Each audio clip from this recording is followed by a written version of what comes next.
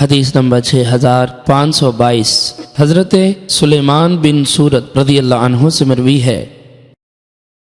حدیث نمبر 6523 حضرت سلیمان بن سورت رضی اللہ عنہ فرماتے ہیں نبی اکرم صلی اللہ علیہ وسلم کے پاس دو آدمیوں نے ایک دوسرے کو برا بھلا کہا، پس ان میں سے ایک کو غصہ آیا اور اس کا چہرہ سرخ ہو گیا۔ نبی اکرم صلی اللہ علیہ وسلم نے اس کی طرف دیکھ کر فرمایا، مجھے ایک کلمہ معلوم ہے، اگر یہ شخص وہ کلمہ پڑھ لے تو اس سے یہ غصہ چلا جائے۔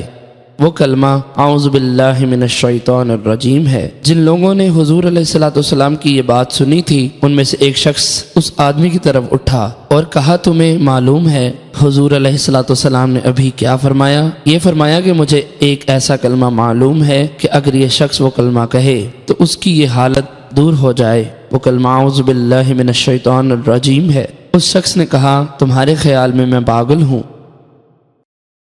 حدیث نمبر 6524 امام مسلم رحمۃ اللہ علیہ نے اس حدیث کی ایک اور سند ذکر کی ہے۔